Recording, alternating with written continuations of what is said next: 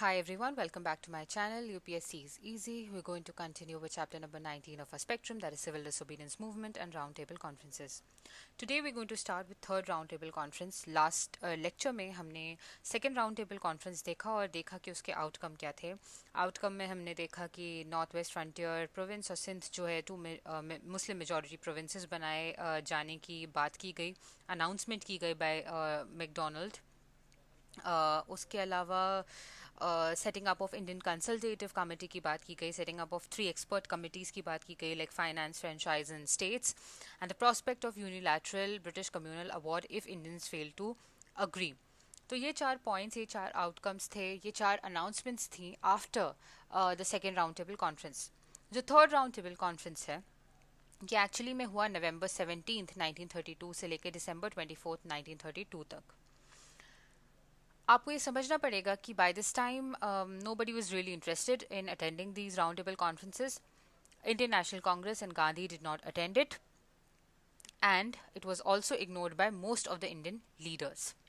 कुछ लोग जिन्होंने रिप्रेजेंट किया इंडिया को या इंडियन स्टेट्स को, उनमें से थे अकबर हैदरी जो कि दीवान थे of Hyderabad, Mirza Ismail who was दीवान of Mysore, Krishnamachari ji who was दीवान of Baroda, Wajahat Hussain Jammu and Kashmir, Sukhdev Prasad from Udaipur, Surve ji from Kolhapur, Raja Awadh Narayan from Bhopal, Manubhai Mehta from Bikaner, etcetera.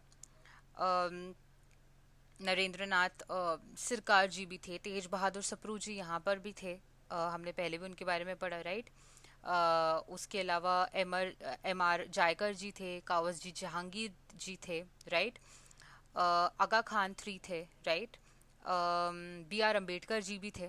B are Ambedkar ji ने भी थर्ड राउंड टेबल कॉन्फ्रेंस जो है वो अटेंड किया था, राइट.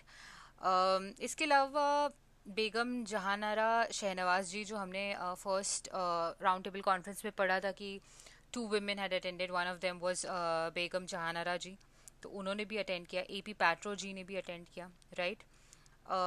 तारा सिंह मल्होत्रा जी ने भी अटेंड किया. So these were some of the important personalities जिन्होंने थर्ड राउंड टेबल कॉन्फ्रेंस भी अटेंड की. लेकिन again like previous round table conferences, इसके बाद भी लिटिल वॉज अचीव्ड, ज़्यादा कुछ अचीवमेंट थी नहीं. द रिकमेंडेशंस जो इसकी थी वो पब्लिश होनी थी इन वाइट पेपर 1933 मार्च में वो पब्लिश हुई, जो भी रिकमेंडेशन थी राउंड टेबल कॉन्फ्रेंस के बाद. इसके बाद एक जॉइंट सेलेक्ट कमेटी को फॉर्म किया गया जो कि एनालाइज करती हैं ये सारी रिकमेंडेशंस और फॉर्मुलेट करती एक new act for India, right. इसका ड्राफ्ट जो है फरवरी 1935 में आया और उसके बाद ये जो एक्ट बना उसका नाम था government of India act 1935. Okay, यहाँ तक क्लियर है. अब आप देखेंगे कि सिविल डिसोबीडियंस मूवमेंट जो है वो रिज्यूम हुआ जब सेकेंड राउंड टेबल कॉन्फ्रेंस जो है वो फेल हुई दिसंबर 1931 में, दिसंबर ऑफ 29 1931. उस टाइम पे जो सिविल डिसोबीडियंस मूवमेंट है उसको रिज्यूम किया गया, करेक्ट है. अगर आप ट्रूस पीरियड देखेंगे मार्च से लेके दिसंबर तक 1931 का, तो आप देखेंगे कि एक स्पिरिट ऑफ डिफायंस था लोगों में, वो अलाइव था. कांग्रेस जो है वो लीड करी थी movement of rent reduction, right, etcetera. लेकिन आप गवर्नमेंट की तरफ से देखेंगे कि सिवियर रिप्रेशन था. जैसे खुदाई खिदमतगार के साथ जो गवर्नमेंट का रिप्रेसिव मेजर्स थे वो आप देखेंगे, राइट. इसके अलावा आप देखेंगे कि ड्रैकोनियन ऑर्डिनेंसेस थे बंगाल में, मास डिटेंशन हो रहे थे वहाँ पर, राइट. और ये किसके नाम पे हो रहा था, ड्रैकोनियन ऑर्डिनेंसेस और मास डिटेंशंस, ये हो रहा था in the name of anti terrorism, right. In the garb of fighting terrorism, the government was actually applying draconian ordinances and mass detentions on people of Bengal, right. सितंबर 31 में 1931 में आप देखेंगे कि कैसे एक फायरिंग इंसिडेंट होता है पॉलिटिकल प्रिजनर्स पे इन हिजली जेल, जो कि आप समझ सकते हैं कि कितना डरावना है कि जेल में भी लोग अगर सेफ नहीं है, राइट. सो ये ट्रूस पीरियड की हमने बात की from March two December of 1931. Government का जो एटीट्यूड है वो एक्चुअली सेकेंड आरटीसी के बाद चेंज हो गया था.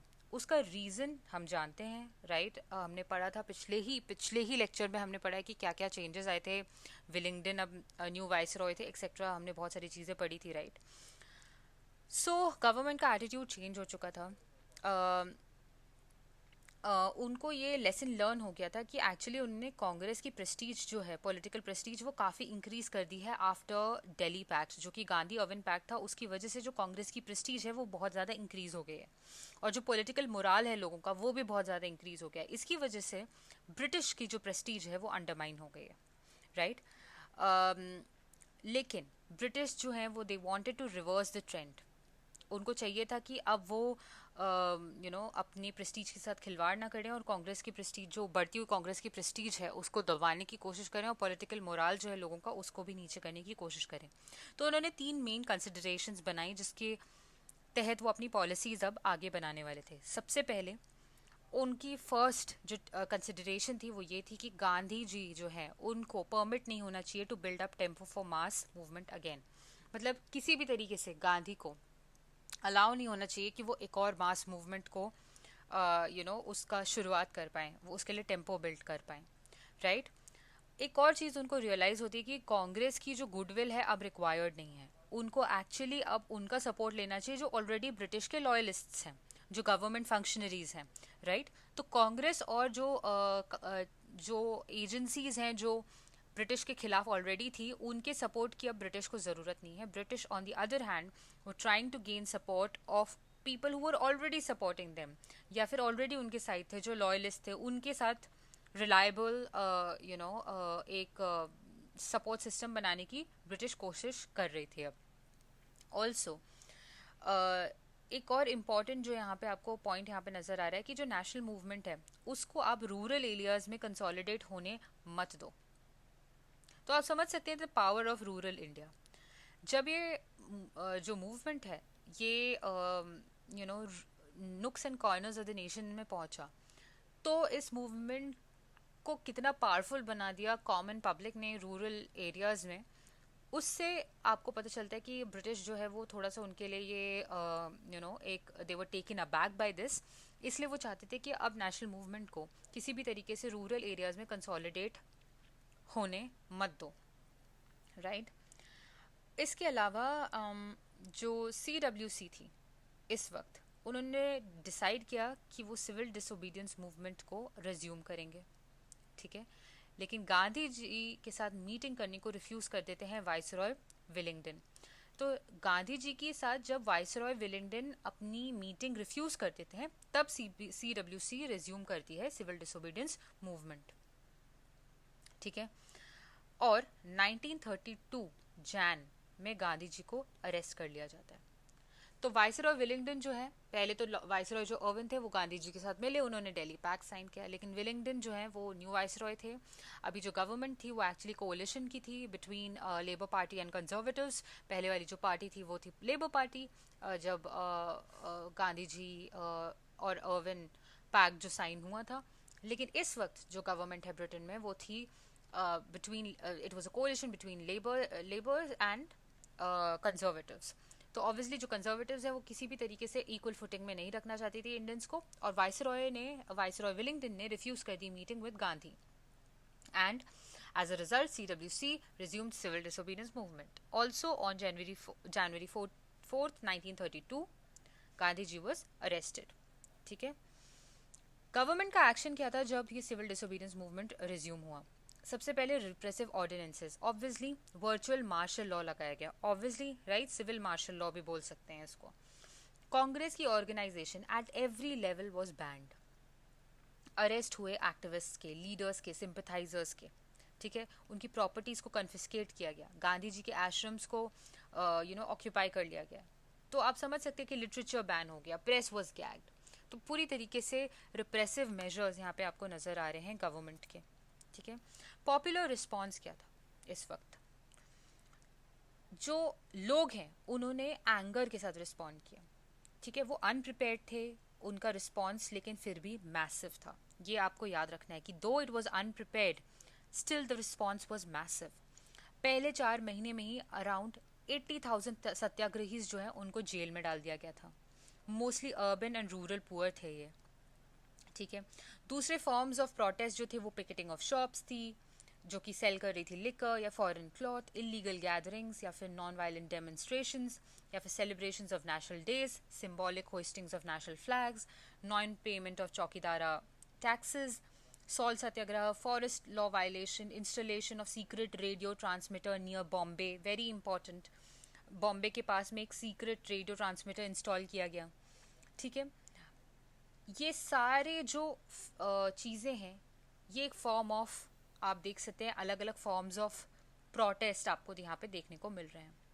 एक इम्पॉर्टेंट यहाँ पे जो चीज़ है वो आपको याद रखनी है कि ये जो फेज है ऑफ सिविल डिसोबीडियंस, इसने कोइंसाइड किया with upsurges in 2 princely states. वो कौन से 2 प्रिंसली स्टेट्स थे जिसके अपसर्ज के साथ ये कोइंसाइड हुआ है ये फेज ऑफ सीडीएम? वो है कश्मीर में अपसर्ज जो हो रहा था और अलवर में। Very important to remember, Kashmir और अलवर में ये 2 प्रिंसली स्टेट्स थे, यहाँ पे अपसर्ज जो था वो कोइंसाइड हो रहा था with this phase of civil disobedience movement.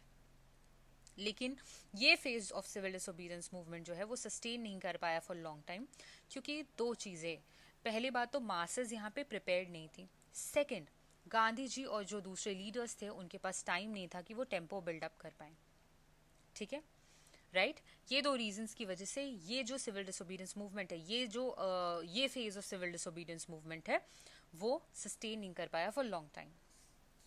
Finally April 1934 को गांधी जी ने विड्रॉ किया सिविल डिसोबीडियंस मूवमेंट, राइट। लोगों पे बहुत सारा फोर्स लगाया गया, सिविल डिसोबीडियंस मूवमेंट विड्रॉ भी हो गया, लेकिन लोगों का जो पॉलिटिकल फेथ है वो कांग्रेस से हटा नहीं। एक तरीके से लोगों के मन में फ्रीडम ऑलरेडी उनके पास था, करीब था, वो ऑलरेडी फ्रीडम की तरफ जा रहे थे और जीत चुके थे अपने दिलों में फ्रीडम को, राइट। तो आप समझ सकते हैं कि 2 लोगों पे बहुत ज़्यादा फोर्स लगाया गया, बहुत रिप्रेसिव मेजर्स थे। उसके बाद आप देखेंगे विड्रॉ भी हुआ मूवमेंट 1934 में, लेकिन इसके बाद भी people did not lose political faith in the Congress and they had one freedom in their hearts. In the next session, we are going to do Communal Award and Pune Pact. It's going to be a very important session, and till then, all the best.